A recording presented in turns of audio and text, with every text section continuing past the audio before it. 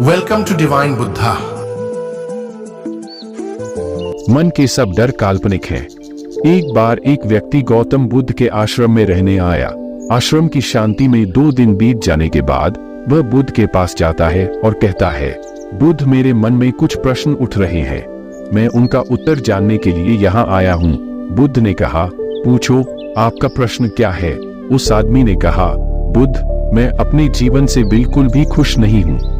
दुखों और परेशानियों के पहाड़ ने मेरे जीवन को नर्क बना दिया है। मेरे जीवन में कुछ भी ठीक नहीं चल रहा है। मैं जानना चाहता हूँ कि मेरे साथ यह सब क्यों हो रहा है। मैं इतना बदकिस्मत क्यों हूँ? बुद्ध ने कहा, सबसे पहले तुम मुझे बताओ कि इसका कारण क्या है। आपके दुख के लिए वे कौन सी बातें हैं जिनके कारण आप इतने परेशान और चिंतित हो गए? बुद्ध के प्रश्न पर कुछ देर सोचने के बाद उस व्यक्ति ने कहा, यह कैसा प्रश्न है? मैंने आपसे एक प्रश्न पूछा और आप उत्तर देने के बजाय पूछ रहे हैं। बुद्ध उस व्यक्ति की बात सुनकर मुस्कुराए, यदि तुम अपने दुख का कारण नहीं जानते हो तो तुम मुझसे यह उम्मीद कैसे कर सकते हो कि मैं तुम्हारे दुख का कारण जान पाऊंगा? व्यक्ति ने कहा, बुद्ध, लेकिन लोग कहते हैं कि आप भगवान हैं, आप सब कुछ जानते हैं, आप लोगों के मन को पढ़ते हैं, तब आपको मेरे दुख का कारण पता चल जाएगा। बुद्ध हल्के से मुस्कुराए और गंभीर स्वर में बोले, तुम यह सोचकर गलती कर रहे हो कि कोई आएगा और तुम्हें तुम्हारी सभी समस्याओं से बाहर निकाल देगा, लेकिन ऐसा कभी नहीं होगा। केवल तुम ही हो जो तुम्हें तुम्हारी परेशानियों से बचा सकते हो। महसूस करें कि आपने आत्मज्ञान प्राप्त कर लिया है, तो आप अपनी समस्या का समाधान कर सकते हैं। मैं भी आपके जैसा हूँ, फर्क सिर्फ इतना है कि सब कुछ साफ है। जिस दिन आपके जीवन की सभी समस्याएं दूर हो जाएंगी, उसी दिन से आपकी भी समस्या के लिए बुद्ध के पास जाने की जरूरत नहीं पड़ेगी। बुद्ध ने उस व्यक्ति से पूछा, क्या तुमने कभी किसी फूल को ध्यान से देखा है? यह सुनकर वह व्यक्ति आश्चर्यचकित हो गया और बोला, बुद्ध, फूल तो एक साधारण सी चीज है, इसे तो सभी ने देखा है। बुद्ध ने कहा, फूल एक कली है, सुबह अंधेरा होता है, दिन के उजाले में फूल बन जाता है, शाम को मुरझा जाता है। यदि फूल केवल इसी बात की चिंता करता है तो शाम तक उसे मुरझाकर गिरना ही पड़ता है, वह कभी खिल नहीं पाएगा। इस तरह अगर आप केवल अपने दुखों के बारे में ही सोचेंगे तो आप कभी खुश नहीं रह पाएंगे।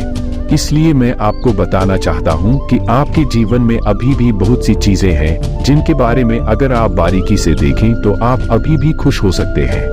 आप उनके बारे में सोचकर मुस्कुरा सकते हैं, आप अंदर से खुश हो सकते हैं। आप अपने जीवन की कमजोरी के बजाय अपने जीवन के सर्वश्रेष्ठ पर ध्यान केंद्रित करें। यदि आप अपने जीवन में खुशी चाहते हैं तो आपको इस शाश्वत नियम का पालन करना होगा, अच्छे पर ध्यान देना होगा और जीवन में सकारात्मक चीजें। मैं तुम्हें सिर्फ रास्ता दिखा सकता हूँ, मैं तुम्हें दिखा सकता हूँ कि उस रास्ते पर कैसे चलना है, लेकिन तुम्हें उस रास्ते पर चलना होगा। बुद्ध के ऐसे शब्द सुनकर वह आदमी कुछ देर तक शांत बैठा रहा।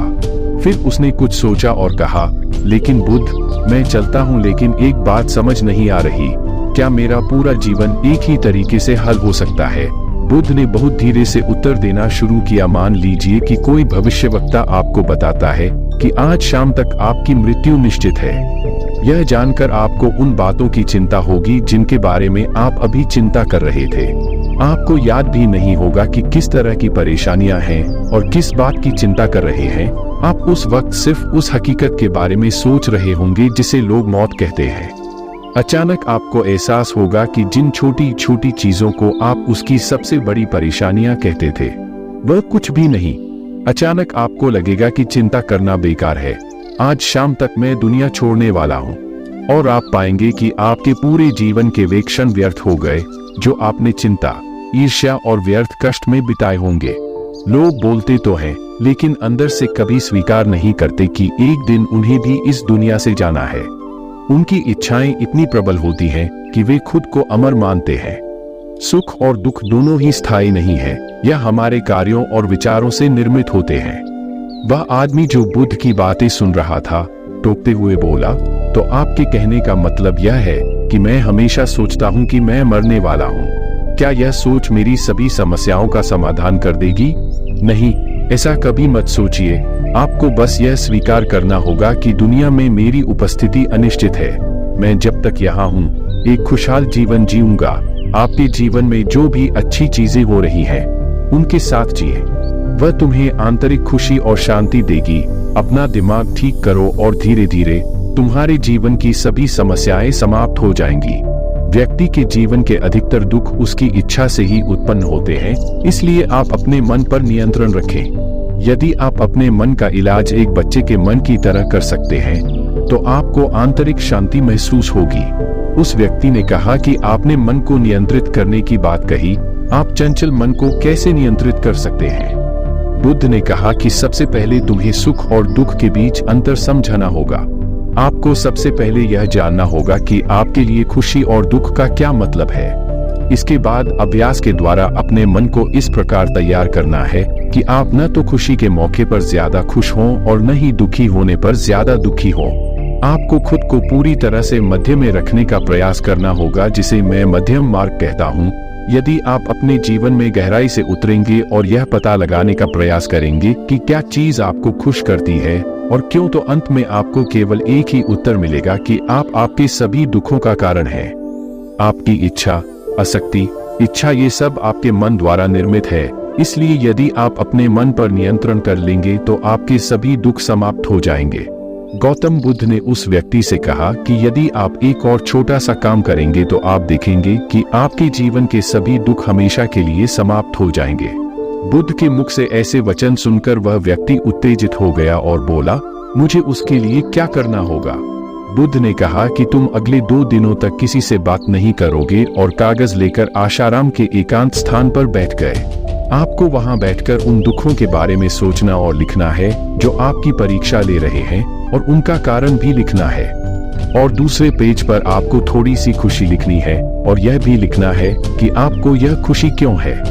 जल्दबाजी करने की कोई जरूरत नहीं है, आपके पास बहुत समय है, आप आराम से सोच सकते हैं। जाओ और सोचो और आराम से लिखो। उस आदमी ने बुद्ध को प्रणाम किया और आश्रम के कोने में बैठ गया। 2 दिन बाद वह कुछ लेकर बुद्ध के पास वापस आया, उसके हाथ में कागजात। उसे देखकर बुद्ध ने कहा, सबसे पहले तुम कागज से अपना दुख पढ़कर सुनाओ। व्यक्ति ने सबसे पहले अखबार पढ़ना शुरू किया। मेरे परिवार के सदस्य अमीर हैं, लेकिन मैं गरीब हूँ और काम करता हूँ। मैं अपने काम में अमीर नहीं हूँ और मैं अपने काम में सहज हूँ और मेरी तुलना दूसरों से की जाती है। व्यक्ति ने आगे पढ़ना शुरू किया। दूसरा, मेरे पड़ोस में बहुत से लोगों ने बचत की है, लेकिन मेरे पास बचत के नाम पर कुछ भी नहीं है। इसका पहला कारण यह है कि मैं काम कम जानता हूँ, लेकिन खर्च बहुत करता हूँ। आज मेरे पास बचत के नाम पर कुछ भी नहीं है। मेरी पत्नी काफी समय से बीमार है और उसकी बीमारी का कारण मैं हूँ। मेरी लापरवाही के कारण मैं उसे कभी किसी डॉक्टर के पास नहीं ले गया। मैंने इसे भाग्य पर छोड़ दिया। शायद यह मेरी अपमानजनक इच्छा थी कि अगर मैं बीमारी से मर जाऊं तो मैं एक खूबसूरत महिला से शादी करूंगा।